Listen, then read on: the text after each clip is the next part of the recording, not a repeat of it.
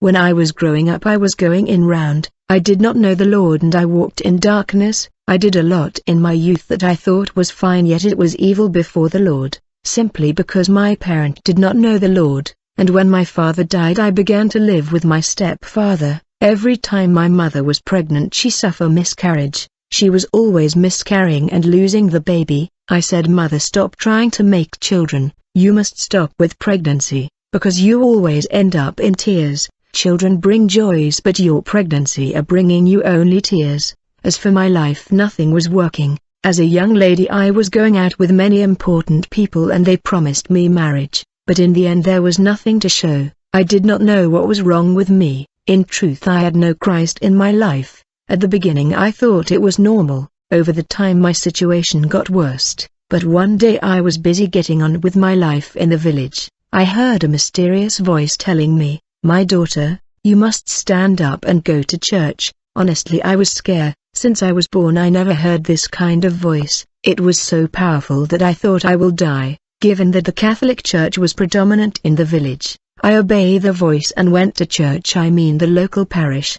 I was welcomed and loved by sisters and the priest. Because of this kindness I devoted myself completely to service, and because of my devotion I was given many responsibility. In truth, I was like feeling God's presence in me even if I was attending a Catholic church. The truth is that when we did not know the Lord was always with us, for he knew that we would respond to his call. Over time I had 2 children. However, we were very poor and were going through intense hardship and we had no support, and we suffer. My sister asked me to join her. Everything was fine when I joined her, but few months later abuse began, and it was unbearable verbal abuse. I continued to serve in the Catholic with devotion and dedication, though I was crying in my soul. My life was stagnating even if my heart and soul was dedicated in the service. I was given 6 to 7 position in the church, and since I was dedicated I was able to carry out of my duty. At home the abuse continued.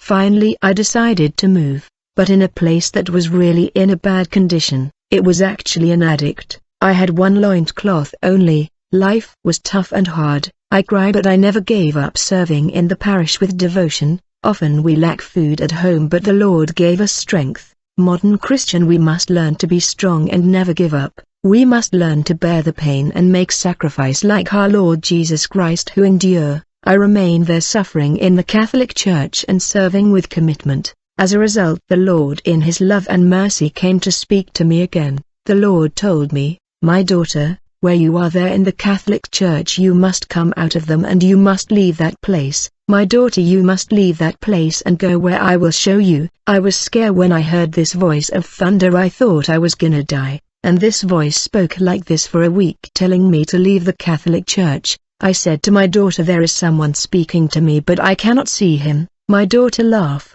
I said, "Don't laugh. Since I gave birth to you I never told you that someone is talking to me." The Lord spoke to me the whole week and even showed me the church where I was to go. I began to relieve myself from my position in the Catholic Church. I wanted to tell you, beloved, that even in the Catholic I was also persecuted, but I never gave up. When I obeyed and joined the evangelical, the Lord's voice went silent. It is when I became committed in the church that the Lord spoke to me again. He told me, "My daughter, you must remove from your house books, Bibles and items of the Catholic Church, and you must throw them away, because I want to enter your house in order to dwell there." Since I did not know Jesus intimately, I was wondering what is the meaning of this. Nevertheless I complied and removed every items of the Catholic Church. I wondered and said, "I have been in the Catholic Church for a long time. How come this voice is telling to separate myself from the Catholic Church just like that?" Days later, after the service has ended in the church and people were gone, I stay in order to clean the church. While doing my duty of cleaning the church and the seat, I heard the voice of the Lord, and he told me, "I am your God. I am getting you out of the Catholic Church. You still have doubt in your heart." I looked behind and before and around me there was no one. I said, "Wow," and I was trembling. The Lord said, "I am your God and I am taking you out of the mud, but you are doubting me. I will bring you a testimony where you will identify yourself." I stay there in the church for 5 minutes because I was overwhelmed. One day I was heading to the market in the city and I met one of my stepsister. It is her dad that raised me. It was such an emotional meeting that people were watching us in the street as we kept hugging. It had been 20 years since our separation. She took me at her place and we began to talk. Then she said to me, "Since we are Christian, I have a testimony to give that you can read at home." I remember that the Lord said, "I will give you a testimony that relate to you," and it was Angelica Zambrana testimony. Since I like reading a lot, I was eager to read it. I cannot spend a day without reading the Bible, for I like reading. When I got home I spent 40 minutes reading this Life Beyond the Grave testimony, and I was crying. When I went to sleep, the Lord spoke to me.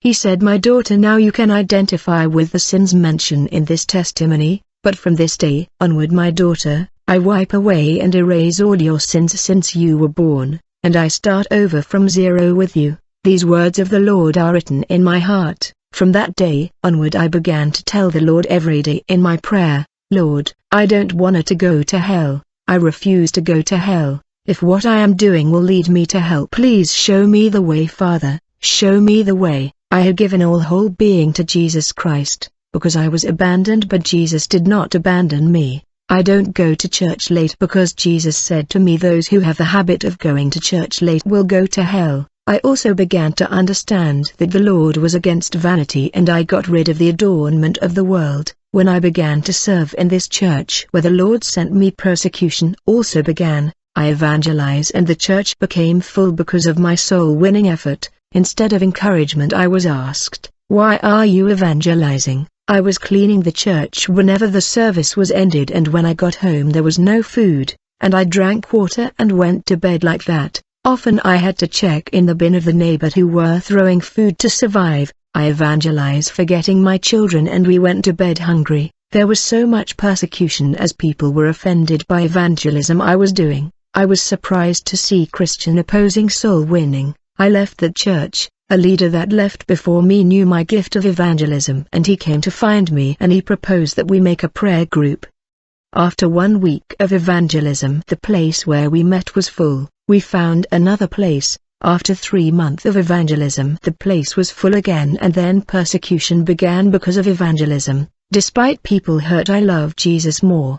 The pain I endure from this place that I helped did not hurt me. In the end I saw that this leader was more interested in money. When I left the Catholic Church to join the evangelical, I saw that money was central to evangelical leaders. When you don't have money, the pastor is not interested in you, yet this was not the case in the Catholic that is in darkness. If the darkness that is in the evangelical church is darker than that of the Catholic, just how much darkness it is. I began to realize the issue with evangelical leader was money. They were motivated by money instead of preparing the souls to meet the Lord. This is the Bible problem with most evangelical leader. They don't care about the fate of the souls, but nothing matter more than our souls. We were not bought by silver and gold, but by the precious blood of the Lamb. I want to tell beloved, even if you don't have money and neglected in the church, Jesus does not look at the money, he cares for your soul. When I left the Catholic and joined the church that the Lord led me, when I got there it was different from the Catholic Church. I saw that the pastor was quoting the name of people who had sowed a lot of money. Since I have no money to sow, I felt uncomfortable. I stood and went to the back of the church. I said, "Lord, I have nothing. Look how they are praising those who are giving more." I heard the voice of the Lord that told me, "My daughter, it's not money that bind me to you. It's not about money.